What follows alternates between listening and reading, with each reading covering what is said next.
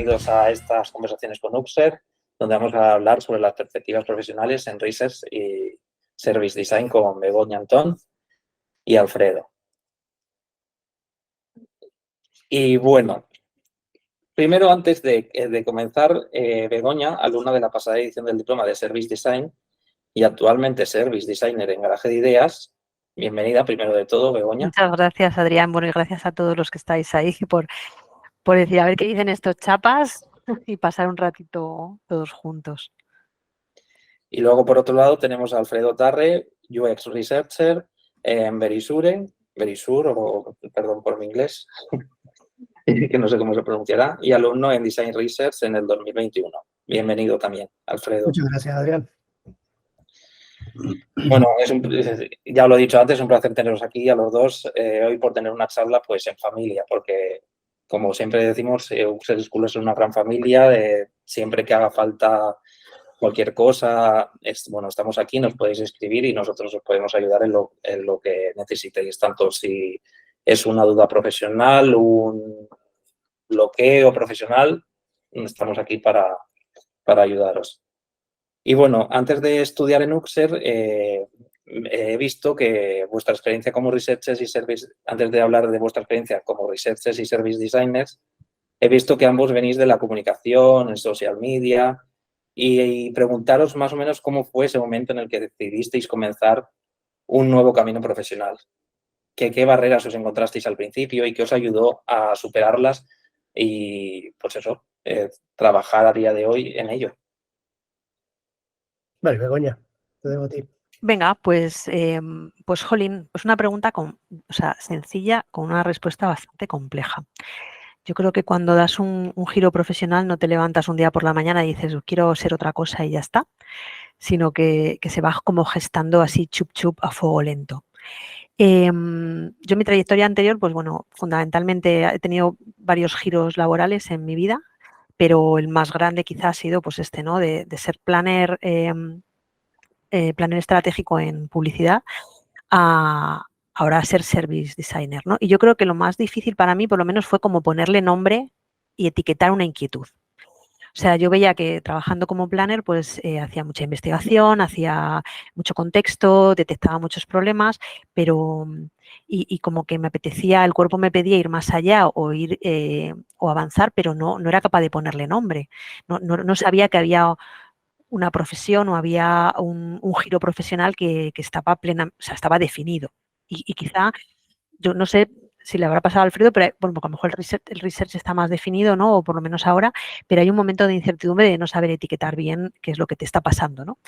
Y también, que lo estábamos justo hablando antes, ¿no? Que esos cambios nunca, en mi caso, nunca han venido del enfado, no de decir estoy harta de este trabajo, quiero cambiar, sino que nacen un poco más de la inquietud y de la pasión, ¿no? De estoy trabajando en algo, me apetece dar un paso más allá, empiezo a investigar y al final acabas poniéndole nombre, acabas formándote y como validándote frente al mercado y empiezas a descubrir otras nuevas trayectorias, ¿no? Entonces, en mi caso, es esto, no me levanté un día y dije quiero ser otra cosa, sino que tuve un proceso largo para poderle poner nombre a ese cambio que iba a suceder y que todavía no sabía que iba a pasar, claro.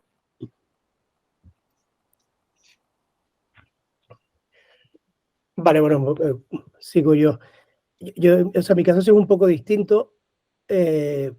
No fue que de golpe dije, oye, quiero cambiar, pero nunca estuve muy satisfecho con lo que hacía antes. O sea, el mundo del marketing y tal, nunca me sentí que era bueno haciéndolo. Entonces, claro, eso te genera cierta frustración, aburrimiento. Y aunque parezca mentira, un día caminando por la calle me encontré con un amigo y le digo, que estoy hasta la verdad, que no aguanto, que quiero cambiar de trabajo, no sé muy bien qué quiero hacer. Y este es un tío que era un diseñador visual muy bueno, que trabaja en una agencia bastante potente. Y me dijo, no sé si yo lo mencioné antes porque había escuchado hablar o me lo dijo él, el tema del diseño de experiencia de usuario. Entonces me dijo, mira, para ser un buen diseñador visual necesitas 10 años. Con tu trayectoria para ser un buen diseñador UX necesitas mucho menos. Así que vete por ese mundo, ¿no? Y él trabajaba en una agencia, se llama Sequoias, que tenía la escuela K-School, que es competencia, pero Upser me resultó mejor. Y ahí hice mi primer curso, que fue el curso de diseño de experiencia de usuario y diseño de interacción. Entonces me di cuenta al entrar que el no tener ningún tipo de background de diseño visual iba a ser un una dificultad y tampoco me interesaba demasiado aprenderlo porque no se me da particularmente bien hacer, o sea, pintar pantallas, tipo de cosas es casi imposible. Pero lo que sí vi dentro del digamos, el pensum del curso fue que toda la parte de investigación, que era muy importante, era la que más me interesaba y para la que yo sentía que mi formación, digamos, formación o experiencia vital, aunque las dos en este caso, me podían ayudar a seguir por ese camino, ¿no? Entonces seguí trabajando en marketing y tal, los trabajos iban mejorando relativamente, o sea, iba, digamos, subiendo la escalera dentro de ese mundo, pero mantenía esa frustración y quería hacer otra cosa. Entonces, a través de la formación, primero con el K-School, luego hice un curso también en la F2I de facilitación, luego empecé a hacer talleres, empecé a meterme en el mundillo de Design Thinking y tal, y luego hice el curso de Design Research ya como para especializarme, y ahí di el cambio. Entonces sí sentí que una vez que empecé a trabajar como researcher, me sentí bastante más en casa de lo que me sentía antes. Entonces sentí que aportaba más, digamos. Sí, es curioso que dos perspectivas muy diferentes, pero realmente las dos están unidas por un mismo hilo, que es la pasión. Buscar, por ejemplo, Alfredo está buscando algo que le apasione y que le guste. Y Begoña es algo como le salió como algo más natural y bueno, que está muy bien. Todos nos hemos sentido en algún momento identificados en ambas partes. Y bueno, ambos habéis trabajado en proyectos de innovación y en research, por lo que he estado ojeando en vuestra experiencia. Entonces, estáis más que acostumbrados al trabajo con equipos multidisciplinares. Entonces, ¿cómo abordáis los desafíos de comunicación y colaboración con equipos tan multidisciplinares que cada uno pues, tiene más o menos formación en diferentes cosas y, bueno, hoy en día casi todos podemos hacer de todo y, bueno, en fin. Bueno, es que claro, al final cuando trabajas con equipos muy distintos es un crisol de idiomas y de terminología, ¿no? Bueno, es verdad que, por ejemplo, con toda la experiencia en publicidad y trabajando pues, con creativos publicitarios y con diferentes sectores, aprendes muy bien a manejarte en entornos complejos. Entonces, esa parte, por ejemplo, en mi caso, me resulta muy fácil porque ya la venía trayendo muy entrenada. Pero es verdad que quizá muchísima paciencia, el escuchar muchísimo, empatizar, el siempre ir como con ojos inocentes a cualquier reunión pensando que cualquier persona te va a aportar cosas es importantísimo. O sea, decir, no venir tú con tu libro de la verdad a decir, bueno, yo aquí vengo a organizar el cotarro y ya está, sino decir, oye, voy a venir con ojos de niño a ver qué me están contando y a no tener pudor por preguntar. O sea, yo creo que es una cosa importantísima, ¿no? El no dar por hecho que tú tienes que saberlo todo, sino que cuando vas a una reunión, a mí me pasa sobre todo con los perfiles más técnicos, que quizás son con los que menos he trabajado normalmente, ¿no? Pues no me importa levantar la mano y decir, mira, me estás contando esto, no me estoy enterando absolutamente de nada, porfa, no te sigo. Y me lo puedes explicar, por favor. Y ostras, la gente es mucho más amable la gente somos amables por naturaleza, aunque nos intenten vender lo contrario, ¿no? Pero sí que es verdad que hay que hacer un esfuerzo como de traducción, ¿no? De ir acoplando y leer dobles sentidos, saber leer entre líneas, entender el problema que hay detrás, el trabajo que hay que hacer. Pero a mí me resulta muy, muy divertido, muy enriquecedor. Es como estar con diferentes tribus, ¿no? Que hablan diferentes idiomas y que al final tú estás ahí como un antropólogo con un cuaderno un cuaderno de campo intentando asimilar todo lo que te están diciendo. Pero desde luego, al principio es un poco desconcertante, no lo voy a negar, pero mucha paciencia y ojos de niño, ¿no? Quizá. Yo creo que ahí nos ayuda un poco la trayectoria que tenemos Begoña y yo, por lo menos, de venir de otro mundo, ¿no? Básicamente, o sea, que entendemos un poco a la gente que no nos entiende, porque antes éramos como ellos de alguna manera. Entonces, y también el hecho de tener una trayectoria que, o sea, para echar un poco barrer para casa, de no tener 20 años, ayuda mucho también, ¿no? Porque Efectivamente.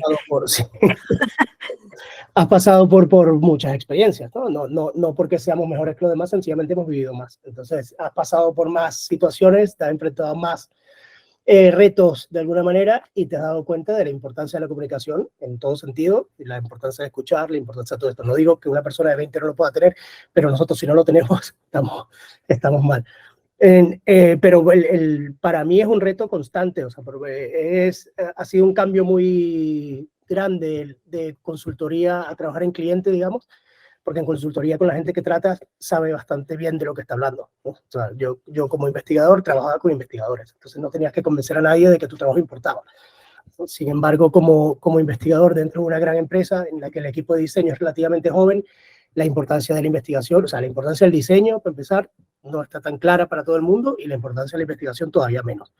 Hace poco escuché aquí a Santi Asunción diciendo que se morirá pidiéndole a la gente que se entere de lo importante que es la investigación, ¿no? Y yo, viéndole a él, que tiene 25 años de experiencia, digo, bueno, o sea, no me pasa solo a mí, no pasa solo en mi empresa, ¿no? Él ha trabajado en muchos sitios, ha trabajado en equipos de diseño brutales y la importancia de la investigación sigue sin ser completamente reconocida. Entonces, para eso la comunicación es esencial y la charla de Santi iba precisamente de eso. Y en nuestro equipo es un reto constante, o sea, cada trimestre, cada cuatrimestre hablamos de cómo vamos a intentar comunicar mejor lo que hacemos porque la gente no es que no lo entiende o no sentimos que llegamos como deberíamos llegar o que le damos o que la gente capta toda la importancia que tiene el trabajo que hacemos. Entonces es una cosa que tenemos que hacer constantemente. Y cada informe que hacemos lo hacemos de manera distinta. Cada presentación que hacemos probamos algo nuevo. Es un poco ensayo y error y digamos que predomina el error en este caso. Sí, eso es verdad, porque, bueno, en la investigación hay muchas cosas, pero sobre todo en la investigación, aún en España como que no está... O sea, es muy importante, pero no se le da el valor en algunas empresas por tiempo, por costes, por X cosas. Y aprender a comunicar ese valor que aportan nuestras investigaciones es algo que, bueno, Santi en la charla lo plasmó muy bien y bueno, y lo hizo de forma muy divertida y muy alegre. Entonces, bueno, por vuestro perfil senior y todo eso, y que hicisteis un cambio profesional, ¿os encontrasteis alguna barrera a la hora de conseguir un trabajo nuevo sobre estos campos por edad o por género? Pues sí. Siempre, sí. siempre nos encontramos este tipo de cosas. Bueno, la primera barrera yo creo que quizá es que, claro, hay que desmitificar el hecho de que el seniority va ligado a mayor conocimiento de un técnico de algo. Es decir, una persona llega a ser senior también por experiencias vitales o por tener tablas en otros ámbitos, ¿no? Y eso se nota mucho, aunque, o sea, que puede ser senior sin tener muchísimo conocimiento técnico de un ámbito, ¿vale? Que estos son como términos que se confunden por lo menos bastante, ¿no? Porque hay que saber lidiar en una reunión tensa y eso, pues al final los años y las tablas te van dando una experiencia y una pátina a no tomártelo todo a pecho, el no tomártelo como algo personal, el que no se te vaya la vida en ello, saber que no estás operando a nadie a corazón abierto. Y entonces, bueno, pues yo creo que es un tema, ¿no? El tema del seniority, que es un tema delicado, porque yo, por ejemplo, tenía la sensación cuando estaba haciendo rondas de entrevistas y demás, que, bueno, en España el crecimiento horizontal no existe, solamente hay crecimiento vertical, entonces parece que tienes que tener una profundidad en tu área siempre y además un crecimiento a hacer mando intermedio, luego mando, o sea, que como que al final pierdes el contacto técnico y acabas dedicándote a gestionar, cuando a lo mejor tú no quieres gestionar y lo que quieres es crecer de otra manera, ¿no? O sea, eso es la primera en la frente. Si quieres cambiar de trabajo, sí o sí pasas por un coste económico. O sea, no puedes cambiar y crecer económicamente. Con lo cual, en la toma de decisiones de cambiar de trabajo, va a haber un coste económico seguro porque no vas a... O sea, yo, por ejemplo, para hacer este cambio he perdido pasta. Esto es así. Tienes que intentar perder la menor posible, pero es un hecho porque nadie entiende que tú, o nadie o muy poca gente entiende que porque empieces de nuevo, empiezas de cero. Dices, mira, nadie empieza de cero. Vamos con una mochila, esa mochila tiene un valor y tiene además un precio. Luego, si le metemos eso, el sesgo de edad, donde, bueno, empiezas a decir, ostras, esta persona es mayor, igual es cara, o bueno, no tiene la frescura. En fin, a veces está comprobadísimo que los equipos donde hay mezcla de senior y junior funcionan muchísimo mejor y son muchísimo más operativos por muchísimos motivos. Y luego ya si le metemos el sesgo de género, pues ya es como un triple salto mortal, ¿no? De, uy, mujer, madre, rondando los 50, ostras, esto va a ser un problemita, ¿no? Entonces, bueno, hay muchísimas barreras que derribar, pero yo creo que lo más importante es tener claro que quieres hacer ese cambio, que te va a costar dinero, al menos en una primera instancia, y luego saber ir a lugares donde sepan leer tu currículum entre líneas. Es decir, donde sepan ver ese valor más allá de decir, yo por ejemplo como service designer no tenía experiencia, tenía 0 experiencia, pero mi bagaje era muy similar porque era un bagaje de planificación estratégica y por lo menos en Garaje de Ideas supieron leer entre líneas ese bagaje que tenía conmigo y, y yo entraba en un puesto sin experiencia, pero un puesto senior. Con lo cual, bueno, hay brotes verdes, ¿no? Pero es verdad bueno, que es un problemita, que ojalá poquito a poco, con más cambios profesionales, se empiece a respetar, al menos en España, ¿no? Que los crecimientos horizontales existen, son valiosos y que hay gente que no quiere gestionar nada. No quiere ser jefe para gestionar cosas. No sé, Alfredo, tu caso, pero... Yo he tenido mucha suerte en ese sentido, pero lo comparto y me identifico mucho con lo que está diciendo Begoña. Yo creo que el tema económico es fundamental. Yo si bien, o sea, tú estás dispuesto a hacer un sacrificio, estás dispuesto a, dejar, a cobrar menos, está claro, pero hasta cierto punto, porque tienes una estructura vital a la que no puedes sacrificar. O sea, que hay gastos, esos gastos los tienes que cubrir de alguna manera. Entonces, digamos que ahí sí era más difícil que la gente reconociese a nivel monetario tu experiencia pasada a que reconociese tu experiencia sin tener esa experiencia específica por el puesto. Es decir, te ofrecen puestos como investigador, digamos, pero no están dispuestos a pagarte por lo que has hecho antes. Entonces es como si estuviese empezando de 0-0, pero hombre, no es viable en algunos casos, ¿no? Y insisto, sabes que vas a tener que sacrificar, lo que dice Begoña es cierto, esto, cambio de carrera cuesta dinero, está claro, pero hasta cierto punto, ¿no? Entonces, digo que tuve mucha suerte probablemente como le pasó a Begoña en Garaje, por conseguir a gente que no estaba buscando un currículum al uso, sino estaba buscando un perfil. O sea mi jefe actual, el anterior, que es Stefano Serafinelli, que también fuera profesor en UXER, también iba más o menos en esa línea, pero el jefe actual me dijo básicamente, mira, no tienes la experiencia que estamos buscando, pero eso se aprende. Tienes otra cosa que es mucho más complicado enseñárselo a una persona recién salida de la universidad, ¿no? O sea, que esa parte que tú llevas por la experiencia que has tenido, por tus estudios, por todos los sitios por los que has pasado, eso no lo vas a encontrar tan fácilmente, pero es verdad que yo creo que son los menos, los jefes o los managers o la gente que busca un perfil y no busca un set de skills, ¿no? Entonces ese perfil, entras donde entres, vas a aprender muchísimo, tienes un equipo que está ahí para eso, para enseñarte, pero necesitas a esa persona que confíe o que tenga, digamos, la sabiduría de reconocer que hay algo que no ves en un currículum y que te lo da una experiencia tal vez en otro campo, que ya no voy a decir la edad solo, ¿no? Que seguimos barriendo para casa, que mucha experiencia ayuda y tal, pero hay una parte de ti, hay algo que tú puedes demostrar en una entrevista que no lo vas a ver en un currículum. Y si una persona confía en eso, pues te puede dar una oportunidad. Pero muchas más puertas me cerraron de las que me abrieron. O sea, Sí, eso es así. Pero, por cierto, o sea, yo creo que igual que hay perfiles unicornio, también hay empleadores unicornio. No son los más, pero existen. Y eso es genial, ¿no? Porque eso significa también que esa multidisciplinaridad no solamente se aplica a diferentes perfiles, de tener todos los perfiles adecuados en un equipo de diseño, sino que esos perfiles además a su vez son multidisciplinares, ¿no? Por ejemplo, en mi caso yo estoy como equipo extendido en CEPSA y están empezando a montar el equipo de diseño, hacerlo más grande, además en la parte de industria, y yo no hago solamente labores de service, o sea, también estoy utilizando mi paquete Comanche, ¿no? De todo el desarrollo de branding, de cómo buscar a lo mejor conceptos creativos para contar algo. O sea, ostras, es que al final dices, es un plus, ¿no? El que alguien haya sido primero capaz de ver un paquete de skills que otra persona no tiene, que sea capaz de arriesgarse y decir, voy a ponerle en un puesto a pesar de que sé que para lo que lo necesito específicamente no tiene experiencia. Y luego que al final, pues eso, pasas de 0 a 100 en 2 segundos. O sea, es como que los crecimientos son exponencialmente más rápidos, ¿no? Porque llevas una trayectoria detrás que te avala. Entonces, bueno, hay empleadores unicornio. Los hay. Sí, y bueno, de todo se aprende.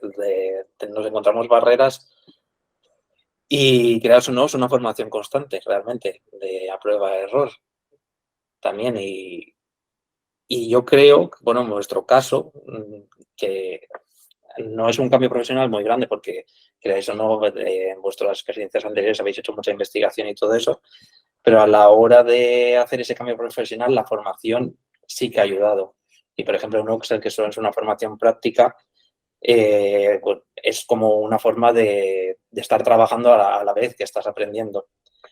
Entonces, ¿vosotros creéis que la formación es fundamental a la hora de hacer estos giros vitales? Aparte también de una persona misma tener voluntad, obviamente, de querer hacer este cambio, como ha dicho Begoña antes.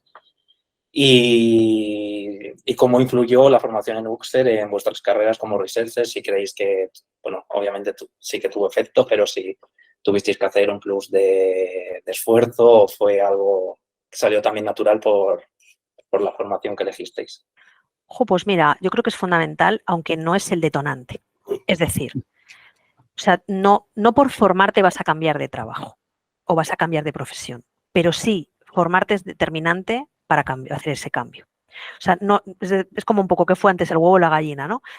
O sea, si buscas una formación para cambiar, en mi caso no ha funcionado. Lo que ha funcionado es, quiero cambiar, ostras, encuentro una formación que se adecua, que en el caso, por ejemplo, además, Uxer en este caso, en mi caso me ayudó mucho incluso a definir qué estudiar, porque yo quería hacer algo más relacionado con research y me dijeron, mira, tú eres estratégica, mejor vete a esto porque te va a funcionar mejor, ¿no? Durante la formación es como que me ayudó a recolocar muchos conocimientos y a completar los que me faltaban. Y una cosa muy importante, por lo menos en mi caso, que ha sido absolutamente determinante en el éxito del cambio, es que el apoyo de los mentores, después, toda esa red que se crea después, a la hora, por ejemplo, de hacer mi portfolio, ¿no? Porque yo no tenía ni pajolera idea de cómo organizar un portfolio de un service, o sea, donde no hay nada visual, donde todos son unas fumadas tremendas. Entonces, el hecho de poder aprender no solamente conocimientos que validen mi existencia como service designer, ¿no? Porque si no tenía como un carnet que me certificaba, en ningún sitio iban a poder validar mi conocimiento. En mi caso, mi mentora fue determinante para enseñarme a hacer el portfolio, para revisármelo y, bueno, y fue tan eficaz que el primer sitio donde envié el portfolio fue donde he tenido trabajo. O sea que desde aquí beso a Aida, que le debo muchas cañas. Yo ahí tengo doble experiencia porque tuve ese primer curso que hice hace todavía más años que el de Uxer, o sea, pueden ser 6 o así, no estoy seguro, puede ser sí, 2017. Y eso me abrió un mundo, ¿no? Un mundo que no conocía, un mundo en el que te das cuenta que el diseño, digamos, el diseño con D mayúscula, y no de saber dibujar cosas y tal. Y ahí eso me abrió ese mundo y me abrió un interés y me hizo ver que sí que había algo que ahí en el mundo laboral que me podía interesar hacer. Y me dio más o menos una dirección. Y luego en el caso de Uxer es donde digo que tuve muchísima suerte, porque incluso, o sea, yo creo que una semana antes de comenzar el curso de research, empecé a trabajar como autónomo con uno de los profesores del curso, ¿sabes? Con Estefano, en Ticoplan. Entonces, o sea, no se imagina lo que aproveché el curso estando trabajando al mismo tiempo, que yo creo que lo aprovechas el doble, porque es una cosa que ver la teoría y hacer los trabajos que hacen en clase, y otra cosa es estar sufriendo ahí en las trincheras exactamente lo que te están diciendo. Otra cosa que no basta, que va a sonar así muy empollón, pero no basta apuntarte al curso, tienes que ir y tienes que esforzarte mucho, ¿no? No solo estudiar y no solo hacer todo lo que te dicen, sino hacerte conocer, tener una muy buena relación con los profesores, que son todos majísimos y son todos tanto súper, súper abiertos a ayudar, porque la gente que se queda atrás y no habla, pues un poco complicado, ¿no? Yo que siempre he sido antes, o en mi anterior vida, una persona muy tímida, esto lo tuve que descartar. O sea, tienes que ir de primero y hablar y hablar. El Santi me llamaba Alfredo el preguntón y tal. Era constantemente sacarle el máximo provecho que puedas a ese dinero que estás gastando y de tener tiempo yo no sé si incluso la variante virtual ayuda a eso. O sea, a mí casi es más fácil interrumpir a una persona en una pantalla que interrumpirla en un salón de clases, ¿no? Tal vez por eso, o tal vez porque tenía un poco más de conocimiento, me sentía más, no sé, tenía más valor de hablar a los profesores y hacer más y más preguntas. Y eso evidentemente ayudó. O sea, además de Estefano, que fue mi jefe, tengo muy buena relación con 2 o 3 profesores, con Diego Iturrieta, con Itzazo, con Santi, esa gente que lleva toda la vida trabajando en esto y que evidentemente en algún momento te echa una mano. O sea, más allá de conseguir tu trabajo, puedes quedar, coño, a tomarte un café y decirle, oye, que estoy en este problema, digamos, no sé cómo hacer los informes para que la gente los lea. Y estos profesores, los de UCSER, te van a ayudar, están ahí. O sea, hay una cercanía muy especial y yo creo que eso ayuda Pues mucho. fíjate, Alfredo, que en nuestro caso, además de los profesores, que seguimos manteniendo relación con ellos, en nuestro caso éramos un grupo tan ecléctico del grupo de alumnos porque se alinearon los astros y éramos perfiles super outsiders todos, o sea, como muy random, muy raritos. De hecho, pues coincidimos, por ejemplo, con Carolina, que era concejala, ¿no? Entonces estaba haciendo diseño de servicios para dar servicio social, bueno, en fin, o sea, como muy random, y hemos hecho una piña tremenda porque, de hecho, nos preguntamos mucho entre nosotros, entre el propio grupo de, como los alumni, ¿no? O sea, que para mí fue muy doblemente enriquecedor, primero por los profesores en activo, que evidentemente ejercieron su rol maravillosamente bien, pero en mi caso, además, los propios alumnos hicimos una red, un grupo tremendo, ¿no? Porque éramos eso, perfiles muy random. Que también es verdad que quizá el service es donde vamos a todos los perfiles más extraños, ¿no? En ese sentido, y más estratégicos, y fue divertidísimo por eso, porque éramos todos, pues cada uno de su padre y de su madre, ¿no? Y se mantiene todavía esa amistad y esa red de apoyo laboral. Sí, totalmente, estoy completamente de acuerdo. Yo además tener la posibilidad de trabajar en investigación va mucho diseñador, ¿no? Diseñador de los que saben hacer cosas bonitas. Entonces, claro, de esa gente aprendes mucho, o sea, da gusto, ¿no? Y llevarse también unas collejas cada vez que pone una cosa fuera de sitio o lo que sea, pero hoy es la gente con la que vas a trabajar luego en las empresas. Y bueno, la siguiente pregunta que os quiero hacer es, después, bueno, Begoña lleva muy poquito en el campo de Service Design, pero ¿cuáles consideráis que son los desafíos más importantes en vuestros roles actuales y qué es lo que se necesita para ser un Service Designer y un UX Research? Que más o menos Pues no son muy semejantes, pero... bueno, pues mira, yo creo que se lleva poco tiempo, pero ya se va viendo la patita, ¿no? de la mayor problemática. Yo creo que al menos el service es un rol que no está muy bien definido. O sea, la gente se piensa que somos los que hacemos servicios de facilitación o, ¿sabes? Se confunde mucho, como muy así. Y creo que yo le cambiaría el nombre al puesto. O sea, me parece que está más cercano al diseño estratégico que al diseño de servicios puro.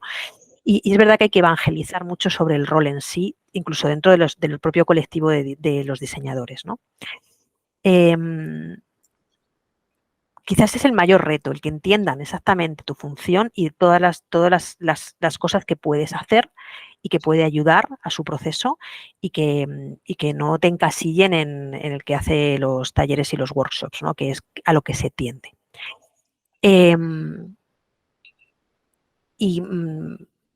¿Cómo sería la pregunta que me he perdido? Porque te he contestado la primera parte, perdóname, Adrián. La segunda es que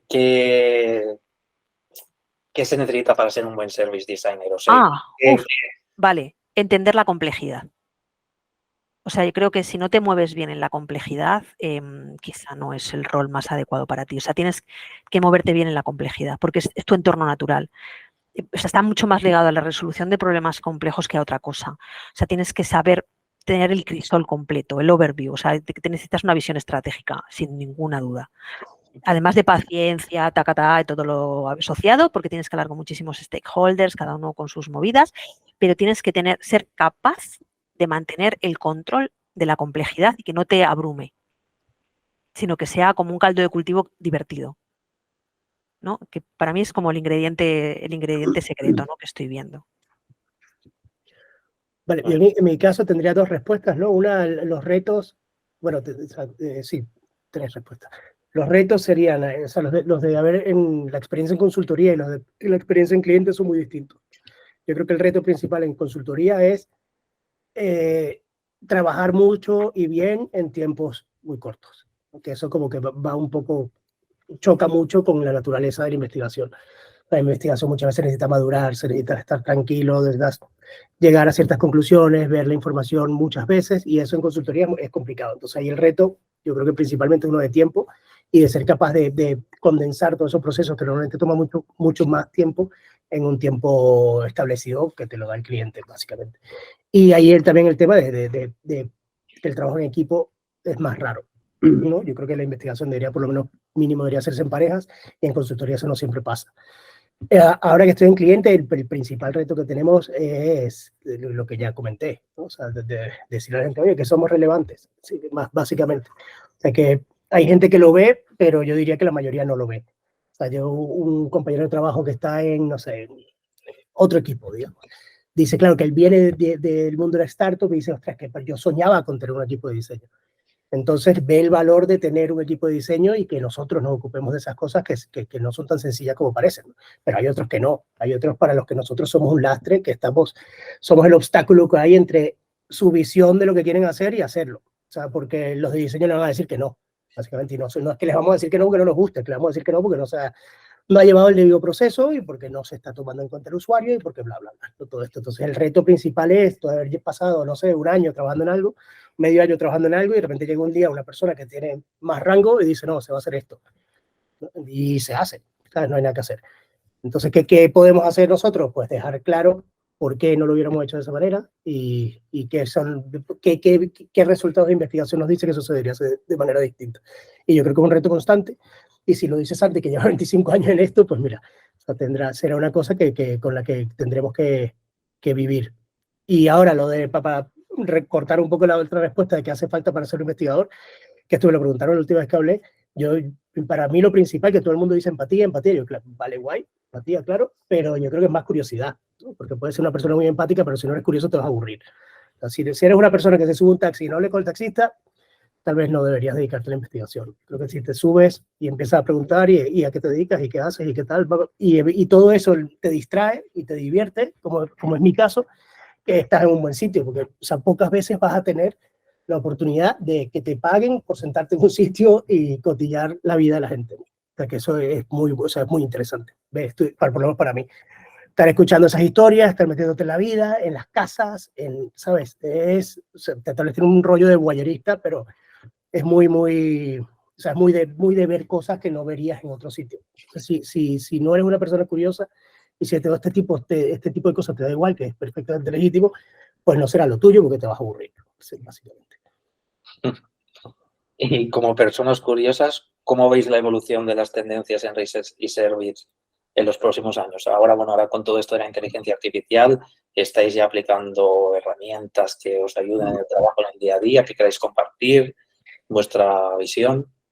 Pues en cuestión de tendencia, yo creo que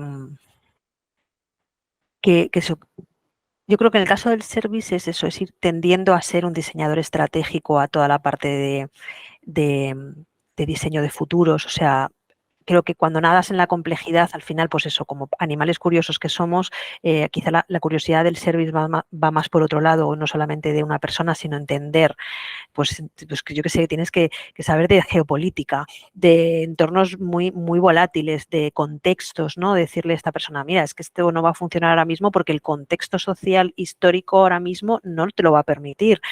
O es que a 5 años, pues yo qué sé, el metaverso está muerto. Mira, ha muerto quizá un poquito antes, ¿no? O sea, creo que quizá la tendencia del service es eso, ser un perfil no tan te hago tu blueprint y a correr, sino que va un poquito más hacia esa parte de diseño estratégico, de diseño de futuros, de prospección, ¿no? De entendimiento y entendimiento de la complejidad en general. Y en cuestión de inteligencia artificial, pues mira, quizá, por lo menos ahora mismo estamos trabajando nosotros con estos temas y estamos intentando ver cómo cómo la inteligencia artificial liga fenomenal, ¿no?, con la experiencia de usuario, porque al final pues la inteligencia artificial sin las personas es un poquito complicado, y cómo es la interacción con esa inteligencia artificial, cómo eliminamos barreras como el miedo o bueno, esa incertidumbre de si aprendo a manejar esto me voy a quedar sin trabajo, o al revés, tengo que aprender a manejar esto porque me quedo sin trabajo. Y luego a mí en el día a día, para mí es como, o sea, ha sustituido a Google a veces, es que le pregunto hasta las fórmulas de las tablas de Excel. Entonces, yo la verdad es que lo uso bastante para romper el folio en blanco, ¿no? O sea, no como si fuera el Santo Grial y como el oráculo de Delfos ahí de, wow, va a misa, pero pues yo qué sé, yo lo he integrado con mucha normalidad, la verdad. Es como mi becario igual. A veces lo reconozco, que a veces le pregunto chorraditas. Pero creo que, ahora ya fuera de bromas, a nivel laboral creo que por lo menos desde el service es importante porque es un elemento más de complejidad, es un elemento más de incertidumbre en los equipos, es un elemento donde la interacción está ahí presente y que tenemos bueno, que conocerla, integrarla, aprenderla, criticarla, expresarla y ver qué pasa, ¿no? Sí, yo casi podría decir que estoy de acuerdo con todo lo que dice Begoña y ahorrarnos un par de minutos. ¿Cuál es que era la primera pregunta antes de la inteligencia artificial? La tendencia, ¿no? Yo lo veo muy parecido también. Yo creo que dentro de lo que ha dicho Begoña, pues la investigación pone su grano de arena, porque es muy difícil entender el contexto sin investigar. Entonces, yo creo que la evolución que está teniendo por lo menos mi equipo, y no sé si eso será generalizado, pero va un poco de dejar lo táctico atrás o tratar de formar un poco al resto del equipo que no son investigadores exclusivos, a hacer un poco eso, a ocuparse de esas tareas un poco más tácticas, ¿no? Que pueden ser, no sé, los test de usabilidad o este tipo de cosas que quitan tiempo y tal vez no es prioritario a la hora de buscar una visión y a la hora de ver una estrategia, ¿no? Que es donde tal vez tenemos mejor uso. Y en el tema de inteligencia artificial casi igual. O sea, yo creo que me considero que estoy un poco verde y que es un error. Yo creo que hay que utilizar, hay que saber utilizarlo y hay que aprender bastante al respecto. Yo creo que lo decimos Begoña y yo desde una posición privilegiada en la que no vemos nuestros puestos amenazados por la inteligencia artificial, que hay muchos que sí, pero Nos yo creo que reconvertiremos a otra cosa, no te preocupes, ya lo hemos hecho una vez, lo podemos hacer más. pero no, yo esto lo he tenido en conversación con amigos, como, porque claro, pero es que tú le puedes decir a esa persona que te resume un libro, y ya, pero es que el resumen te lo va a hacer, no lo vas a hacer tú. O sea, no es que no te leíste el libro, tú es que no lo vas a hacer tú no vas a poder vincular ese libro a tu propia experiencia y a los otros libros que tú has leído, y que solo tú eres capaz de encontrar esos patrones, eso no te lo hace la inteligencia artificial, de momento, no podrá hacerlo, pero o sea, hay una parte de que la respuesta se te dé en un clic, no es una ventaja necesariamente. El tiempo que tú necesitas para hacer un análisis, ese tiempo es valioso. El tiempo en el que tú puedes dar, yo necesito pasar una semana sin tocar el informe para tal vez llegar a una conclusión, ¿no? Si te dan la respuesta rápida el primer día, van a haber unos 5 días de trabajo que te quitaste de encima, pero en los que no pensaste, ¿sabes? En los que no estabas sacando conclusiones que pueden ser las más válidas. Entonces yo ahí me parece muy útil. Yo creo que el que no lo use para nada, que es casi mi caso hoy en día, va a estar en desventaja. Yo creo que hay que aprender y hay que utilizarlo, que o sea, está bastante comprobado de que ahorra muchísimo tiempo en muchísimas cosas, ¿no? Y bueno, eso por ahí. Y bueno, después de todo el aprendizaje y toda vuestra experiencia, para aquellos que están considerando entrar en este mundo, tanto el service design como el research, ¿qué consejo le daríais para construir una carrera exitosa o un nuevo cambio profesional? ¿Qué consejo le daríais para dar este paso? Jolín, qué difícil. Bueno, primero, pues eso, que le pongan nombre a su inquietud, que se formen bien, que mantengan una red de contactos buena, que es importantísimo, y que se hagan un DAFO de sí mismos. Es decir, que se consideren como una persona única, que averigüen que son el puto amo o la puta ama. Soy la puta ama en hacer resúmenes. Perfecto, pues para adelante, ¿no? Que se consideren seres únicos y especiales y que lo vendan. O sea, decir, que no solamente lo sepan ellos, sino que se hagan un buen portfolio, que lo sepan vender bien, que sobre todo aquí es mensaje para las mujeres, que nos dejemos ya de tonterías de no, esto lo hemos logrado en equipo, no, una mierda, esto lo he logrado yo con mi esfuerzo, no, basta ya de escudarnos detrás de esa cosa, ¿no?, que nos han enseñado del cuidado, que es como basta, o sea, mujeres empoderadas, falsas modestias ya basta, y que digamos aquí estamos, yo soy buena en esto y lo voy a demostrar y lo voy a hacer. Y ya está. O sea, un mensaje de superpoder. Sí, completamente de acuerdo. Y además yo diría que esa perseverancia, sobre todo, no va a ser una cosa, o podría serlo si tienes muchísima suerte, puede ser una cosa de la noche a la mañana, pero es posible que no lo sea y no por eso tienes que dejar de insistir. O sea, yo creo que eso es lo principal. Para mí, en mi caso, por lo menos, yo tengo la costumbre sí que he agarrado de cuando fui autónomo, de utilizar LinkedIn de verdad, ¿no? De cuando la gente te contacta, dice, hola, ¿qué tal? ¿Cómo estás? No es como que, ay, acepto y ya. Y porque de esa manera conseguí algún proyecto antes, ¿no? Decir, oye, revisé tu perfil y me parece súper interesante lo que haces, bla, bla, bla. Y eso lo hago siempre todavía ahora, ¿no? Si alguien me contacta, le digo, oye, ¿qué tal? Y si te puedo ayudarte en algo, lo que sea, ¿no? Entonces la gente, oye, sí, que quiero cambiar de carrera, o que quiero no sé qué, y le echas la chapa, ¿no? La que estamos dando hoy, pero en privado un poco. Y una de las cosas que digo es que no va a ser, o sea, que puede tardar. Hace poco hablé con una chica y cuando le dije, bueno, que a mí me tomó 3 años, ¿no? Y era como, ostras, y yo, bueno, sí, pero es que no, o sea, sencillo no es, ¿sabes? Estás primero lo que estaba comentando Begoña, dándote cuenta de qué es lo que de verdad quieres hacer. Luego, ir mojándote, ¿no? De adquirir un poco la jerga, que eso lo iba a decir en la parte de formación y se me olvidó. La formación te ayuda muchísimo a adoptar la jerga del mundo en el que te quieres meter. Si vas a una entrevista y no conoces la jerga, estás jodido, o sea, no te vas a poder vender. Y eso, la jerga la consigues mucho haciendo cursos, leyendo mucho, claro, y viendo, o sea, utilizando cualquier forma de información que tengas. Y eso, o sea, yo creo que va por ahí. O sea, y luego, bueno, tener suerte, pero la suerte la encuentras buscándola, ¿no? Entonces eso, perseverancia y morro. O sea, si te interesa el perfil de una persona, escríbele, y dile, oye, que estoy pensando en tal, que tienes 15 minutos con café, ¿sabes? O un café virtual o lo que sea. Y eso, una y otra vez, pues van surgiendo poco a poco oportunidades. Sí. Bueno, de hecho, en la sala hay una persona que para mí es mi gurú, Usía, lo siento, mi gurú en esto de echarle morro, porque yo por mi edad, es verdad que tengo esta cosa todavía de, ay, no, el protocolo, el politiqueo, no, a ver qué van a pensar. Y Usía, que está en la sala, que es amiga mía, y más joven, bastante más joven que yo, para mí es un modelo de ejemplo a seguir en esto de echarle cara, porque ya se ha forjado su carrera a base de echarle cara, o sea, decir, de formarse, de hacer bien su trabajo y sobre todo de tener la mente abierta a nuevas formas de trabajo, es decir, o sea, que no esperes solo que te van a contratar, pues eso, a lo mejor tienes que pasar un periodo siendo freelance. Tener la mente abierta a otras formas de colaboración, a otras formas de trabajar. Y exactamente, a base de ser una kamikaze. A base de ser una kamikaze, efectivamente. Y es el ejemplo vivo de perseverancia y de echarle un morro que te cagas. Y eso que está diciendo lo de freelance, para mí eso fue fundamental. Y además que ahí te quitas una cantidad de obstáculos que tiene la gente que tal vez desconfía en no contratar a una persona porque no tiene experiencia, pero darle un proyecto, tomando notas, eso sí. Y así comencé yo en la consultora a la que luego me contrató. Dice, oye, no tienes nada que perder.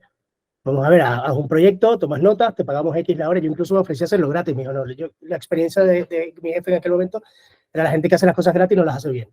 No tiene compromiso, no tiene, y tiene toda la razón. Entonces, claro, ya por ahí empecé. Haces una cosa, la haces relativamente bien, mira, seguimos, ¿no? Si puedes permitírtelo, aquí hay una forma que además puedes compatibilizar el paro con facturar durante un cierto tiempo. Así que si estás en el paro, esa es una opción. Y le quitas un poco el miedo a contratar que puede tener el empleador porque no tienes experiencia, ¿no? Entonces, ya, aquí la experiencia pasa a ser secundaria porque te van a probar y te van probando poco a poco y si les vales, pues tal vez te contratan en algún momento. Lo que pasa es que, y tengo que decir, a lo del kamikaze, pues me comí todas las multas de Hacienda del mundo porque ser autónomo no es fácil. Y la primera nómina, cuando me contrataron, me la embargaron porque no había que pagar una cuota de autónomo en algún momento. Pero valió la pena, ¿eh? Yo eso sí lo recomendaría. Y ser autónomo mola durante un tiempo además. Ya te digo. Vale, si queréis vamos pasando las preguntas, que en el chat han dejado un par. Rocío Ampuero dice que en el caso de un perfil financiero, que desea ingresar a un puesto de UX Researcher, algún consejo que tiene que hacer, que dice que ella tiene un MBA recién concluido y que está llevando algunos cursos de manera independiente sobre investigación. ¿Algún consejo, Alfredo? Bueno, al no conocer muy bien cómo es la vida del mundo financiero, te podría dar un consejo genérico que hice yo también viniendo de un mundo que también tampoco estaba del todo relacionado. Trata de ver de qué manera encuentras la investigación dentro del trabajo que estabas haciendo. O sea, en el mundo, por ejemplo, el mundo de marketing, se podía de alguna manera relacionarlo. O sea, porque antes, ya ahora no tanto, que el marketing está tan basado en performance y en números y tal, pero hubo una época en que el marketing era muy de conocer al usuario, ¿no? Porque las campañas iban dirigidas a usuarios. Y de alguna manera, en los últimos trabajos que yo comencé a hacer, ya sabiendo que quería trabajar, me trataba de meterle el tema de diseño y de investigación para diseño en todo lo que pudiese. Mejor montaba el equipo y hacía un taller de design thinking para ver cuáles eran las mejores maneras de mejorar el flujo de información. O hacía entrevistas con compañeros para ver cuál era la mejor manera de comunicar nuestros resultados. Entonces iba creándome de alguna manera, no tanto un portfolio, porque eso no te va a valer como portfolio, pero sí experiencia, ¿no? Experiencia real con gente real y cometer errores y hacer las cosas y aprender de lo que estás haciendo poco a poco. Entonces yo creo que en cualquier trabajo que tienes, si vas a hacer ese cambio, empieza a ver cómo puedes relacionar ese trabajo que estás haciendo ahora con lo que vas a hacer en el futuro y tratar de ir practicando. Si además estás contratado y tienes una nómina, pues mira, estás aprendiendo un poco, utilizando el dinero de tu empleador para traicionarle y darle la puñalada por la espalda luego. Y bueno, una pregunta de Victoria para los dos, que dice que ya hemos mencionado algunas cosas muy buenas de los cursos, de los profesores, pero os pregunta que qué es lo que más valorasteis de vuestras formaciones en UXER y qué fue lo que os faltó o cambiaríais. Pues mira, yo lo que más valoré es que primero que el grupo era pequeño, es decir, que el grupo que al principio dices, ostras, pues es una pasta, pero luego dices, bueno, pues es que solo somos 8 o 10, en mi clase éramos 8 o 10, con lo cual el trabajo, la parte práctica era practiquísima, o sea, los profesores te conocían al dedillo y tú a tus compañeros y había una interacción súper real, o sea, porque luego he estado en cursos donde a lo mejor había 30 personas en clase y tú apagas la pantalla, escuchas y es como escuchar un podcast, ¿sabes? Entonces, quizá a mí esa parte me gustó mucho, ¿no? Que los grupos, a pesar de ser online, que parecía que no iba a haber interacción, para nada, eran muy prácticos y sobre todo grupos pequeños. A mí eso me gustó muchísimo. ¿Y algo que hubiera echado en falta? Pues, por ejemplo, quizá que fuera un poquito más largo. Porque también es verdad que me gustó de UXER, ¿no? Que los caminos profesionales estaban muy definidos. O sea, que yo para hacer algo de service no tenía que hacerme el curso entero de UX y pintar pantallas en Figma. Entonces, a mí me gustó que tuviera esa especialización. Pero, por ejemplo, a mí un mesecito me hubiera venido bien porque me hubiera gustado profundizar un poquito más en algunos temas. Y, por ejemplo, también por deformación profesional de venir de publicidad y de marketing, como rol, dentro del rol del service hay una parte que tienes que presentar muchos proyectos y hacer muchas presentaciones. Un modulito de oratoria yo creo que nos hubiera venido bien a todos, ¿no? Sobre todo los que tenemos que presentar informes o presentar cosas, porque a algunos compañeros les hubiera venido muy bien, quizá porque andaban un poco más perdidos a la hora de presentar proyectos. Un modulín pequeñito, pero por el resto, a mí me faltó un poquito más de tiempo, quizá. Con lo que le faltó, estoy completamente de acuerdo. No sé si ahora lo estarán haciendo, pero un encuentro con la gente en presencial hubiese estado guay, ¿no? Que nosotros era justo post pandemia, entonces nunca nos vimos. Ya dije cómo habíamos valorado a los profesores, a los contactos que hacen, también a lo que dijo Begoña, a los compañeros, trabaja con gente que está muy por encima de tu nivel y eso siempre ayuda muchísimo. Y así, lo del mesecito más, estoy completamente de acuerdo. Hay como algunos módulos que te da la impresión que se quedan un poco y a veces pienso así que no hay en el mercado mucho especialización dentro de esos módulos, hay poco, ¿no? Y ahorita una vez que uno hace este curso que es un poco más general, por lo menos de la investigación, hombre, si te gustaría entrar un poco más en el análisis o en usabilidad o en X, hay pocos cursos que lo ofrezcan. Es verdad que tal vez no da para 6 meses, pero algunos cursos, una cosilla ahí más para entrar o hacer estos cursos un poco más largos y poder entrar más. Pero de resto, a mí me cuadró muy bien. ¿Sabes? Yo lo estaba haciendo mientras trabajaba. Algunos compañeros decían que sentía que necesitaban que les diese más caña. A mí no necesitaba más caña en ese momento, pero eso es lo que decían ellos, ¿no? A mí la verdad que me vino genial. Y todavía tengo todos los módulos en PDF y de vez en cuando los reviso, porque me acuerdo de clases que vi, claro, y digo, oye, ¿cómo era que usamos esto? ¿Cómo explico esto para que la gente lo entienda un poco mejor? Y vuelves al material. O sea, que la verdad que yo le doy la turra a los mentores, o sea, todavía le doy la turra por LinkedIn. Contestan siempre, ¿eh? O sea, Sí, tomamos nota. La verdad es que lo del tema de oratoria sí que en el curso de UX UI Design, como son perfiles más juniors, sí que tienen un par de clases sobre eso. Y no sé, creo que en la edición de Alfredo no estaba eso. Creo que la tuya sí, Begoña. no, en la mía no estaba tampoco. No, pero no me refiero que Ah, no he terminado, perdón. ay, perdón, digo, de oratoria no. Que después de las clases lectivas y, bueno, prácticas y todo eso, hay como un proyecto individual que puedes hacer tú con mentorías con los mentores que te van guiando, que haces un proyecto tuyo propio de tu trabajo y ellos te van guiando todo el proceso y te van... Entonces es como alargarlo un poquito más. O sea, es como poner en práctica tú sola todo lo que habéis aprendido y... Sí, eso yo lo viví, la verdad es que fue total, pues ahí es como, ostras, estoy solo en la oscuridad y te enfrentas a un proyecto real de verdad y a mí me vino muy bien ese Sí, eso es lo que hacemos proyecto individual. tanto en Research como en Service. Pero bueno, tomamos nota, no pasa nada. Luego Raquel López Vázquez, no es una pregunta, pero es un feedback, muy identificada como perfil en transición y evolución desde hace tiempo. Y ahora tratando de posicionarme al 100% como Strategic Research and Design, a ver si encuentro mi reclutador unicornio. Seguro que lo encuentras, tú ahí sigue.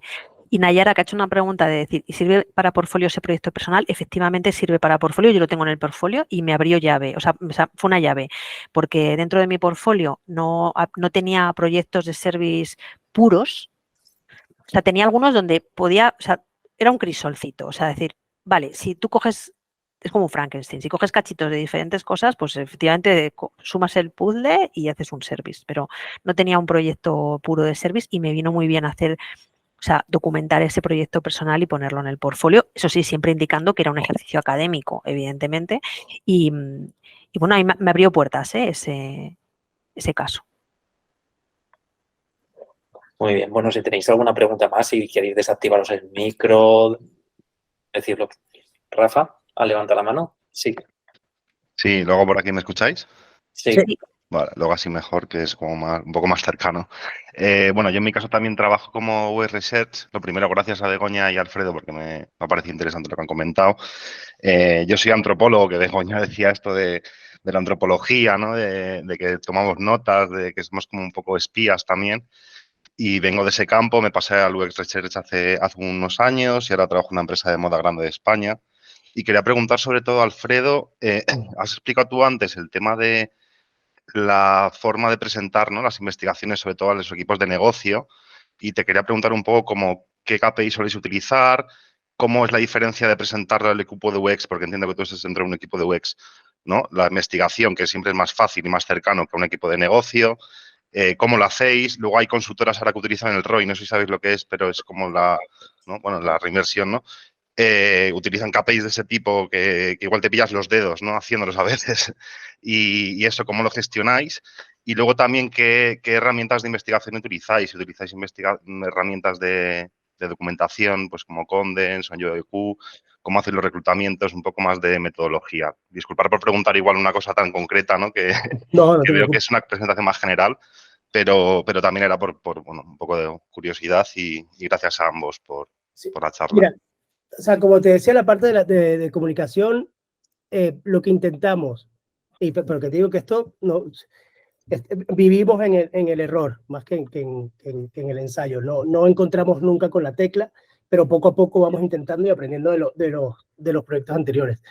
Los KPIs los definimos con la gente interesada en el proyecto, con los stakeholders. O sea, y tratamos de tenerlo más o menos claro, pero no termina de cuadrar porque ellos tampoco saben muy bien qué es lo que se están esperando. Entonces los guías un poco y tal vez al final no das con la tecla de que ellos quieren o te das cuenta que se centran en una un aprendizaje que tal vez no es el más importante, pero es el que ellos querían, ¿no? Y bueno, ahí vamos poco a poco. Y una cosa que yo creo que me he dado cuenta, pero que tal vez en el próximo proyecto me doy cuenta que estoy equivocado, es que tampoco, o sea, que hay que entender bastante bien cuál es el alcance del proyecto en el que estás trabajando en ese momento, ¿no? Y que aunque a ti te parezca importantísimo, porque todas las investigaciones son súper interesantes y los aprendizajes son de una riqueza enorme, da igual lo que estés investigando, los interesados no tienen por qué verlo así. Ellos sencillamente quieren una cosa, ¿no? O están esperando una cosa de ti y no te tienes que frustrar o no deberíamos frustrarnos si no le prestas la mínima atención a todo lo demás que estás haciendo. Uno de los profesores del curso, Diego Iturrieta, que es investigador en Cabify, dice que muchas veces la gente llega 1 año o 2 años después a preguntarle por una investigación que hizo. Que claro, 2 años después, eso es relevante para ellos. Pero entonces, tu trabajo nunca es irrelevante, pero tal vez para ellos no lo es en ese momento. Entonces, para mí, que me ayuda a, digamos, bajar la frustración o el enfado a la hora de presentar algo que nadie le presta atención, es entender a ver, que la investigación, o sea, que no eres ni medianamente el centro del mundo, que ellos quieren respuestas para una cosa muy específica, pero tu trabajo nunca va a ser en vano porque está ahí. Y cuando alguien necesite eso, ya saben quién es el experto en X, ¿no? O dónde pueden encontrar información acerca de X. Y yo creo que esto está. Y en cuanto a herramientas, es muy básico, ¿no? Es bastante. Hay un tema eterno en el equipo, que el equipo es relativamente joven, que tiene como 7 años, creo, el equipo de diseño, que es qué hacer con todos los informes que tenemos, cómo va a ser el famoso repositorio de información. Estamos pensando en alternativas, una de ellas es hacer una web, porque mucha gente, para que sea fácil de encontrar todo lo que estamos buscando. A nosotros como investigadores nos cuesta saber lo que hemos hecho en los últimos 5 años. Yo llevo 1 año y medio en la empresa. No sé qué se hizo antes, y si a nosotros nos cuenta, imagínate a los demás. O sea, buscar la manera lo más parecido a un chat GPT que haya, ¿no? ¿Dónde está la información de X? Y que te dé, búscala aquí, aquí y aquí, ¿no? ¿Qué aprendizajes tenemos sobre este tema? Pero no tenemos toda esa herramienta, no hemos ordenado toda esa información. En cuanto a metodología, dependiendo del estudio, ¿no? Utilizamos una agencia con la que nos ha ido muy bien, de reclutamiento. Normalmente utilizamos sus salas, ellos hacen incluso el screener, tú le dices el perfil que estás buscando. Esto en consultoría es completamente distinto. En consultoría te lo ocurras tú todo bastante y le das a ellos un cuestionario y que te den las personas. Ahora, honestamente, creo que la gente con la que trabaja ahora trabaja mejor que con los que trabajaba antes. Luego, nada, te haces tú tu propio guión. Ahí también hay una diferencia importante entre consultoría y cliente. En cliente tienes mucha más libertad. No hay esa pregunta que el cliente quiere que sí o sí responda, que es cuando estás en consultoría, y la tienes que hacer, aunque te parezca que no tiene sentido, o que estás fuera de lugar, o no te está dando ninguna información, pero la tienes que hacer. Aquí no. Aquí tú vas un poco por la tocas de oído, como dicen los músicos, y eso te da una libertad y no te importa que el tío empiece a desvariar porque sabes que de ahí vas a encontrar algo, ¿no? No sé qué más. En temas de usabilidad no usamos ni siquiera herramientas muy especiales, o sea, prototipos en Figma, compartimos pantalla para grabarlo, o sea, bastante sencillo. No utilizamos nada muy más allá. Vale, muchas gracias, Alfredo y Nada, Begoña. a ti. Creo que Rocío también había levantado la mano. Sí, ¿qué tal? ¿Cómo están? ¿Sí se me escucha? Sí. Sí, muchas gracias. Sí, justamente al inicio hice una consulta porque mi situación es algo bastante más crítica, aunque no es posible, porque he trabajado ya, tengo 30 años y más o menos llevo 6 años trabajando en finanzas y justo he terminado un MBA. Y en el MBA es donde he descubierto estas herramientas, he descubierto, porque he llevado múltiples cursos y evidentemente también he visto el tema de marketing y sí vi el tema del UX de modo muy sencillo, y la verdad es que conocí todo este mundo que me apasiona bastante por el tema del lado de la investigación, que es donde yo más me apego.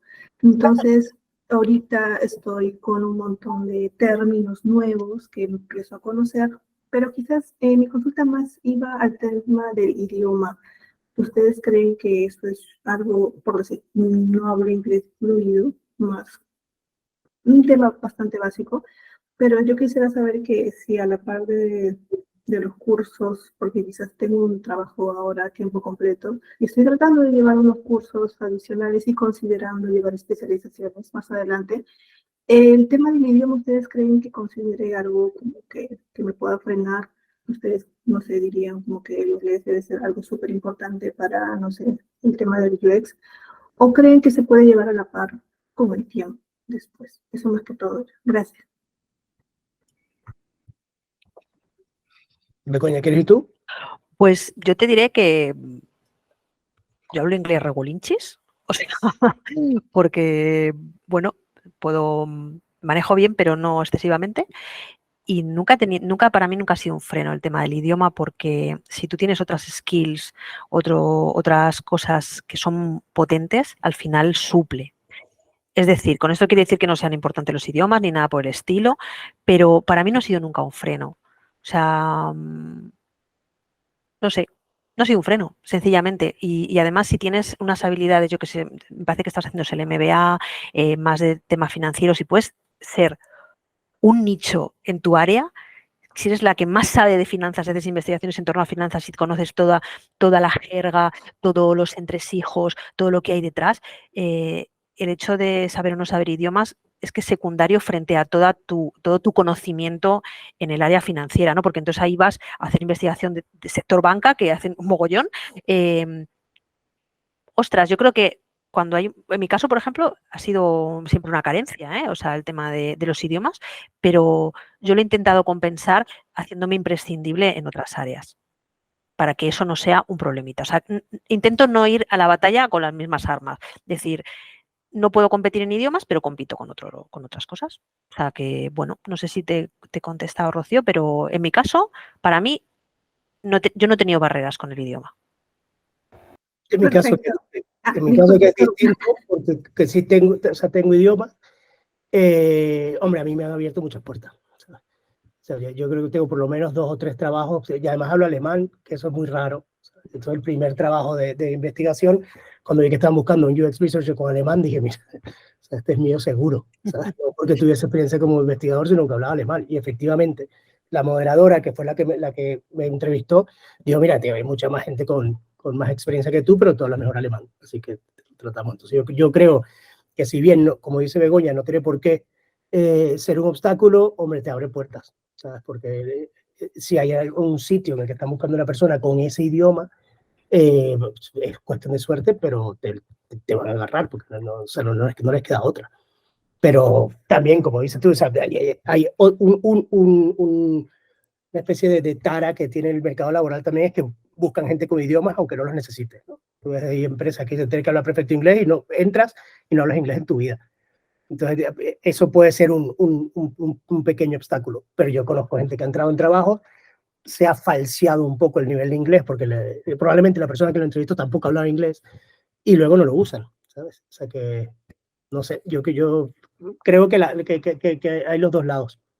Sí, o eso, frente a dos candidatos similares, es verdad que te abre puertas los idiomas, total, a mí me han cerrado puertas me han cerrado puertas, pero se me han abierto otras porque a lo mejor he tenido un conocimiento súper exhaustivo en un tema, o porque tenía algo que todas las personas con idiomas no habían aportado. Entonces, bueno, yo creo que está bien que esté todo como repartido, o sea, decir que si tienes idiomas, fenomenal, y que si no tienes idiomas, pues también fenomenal, ¿no? Pasa que hay que buscarse la vida, como todo. Pues eso, Alfredo dice, necesito un researcher con alemán, ¡fum! Me tiro en plancha.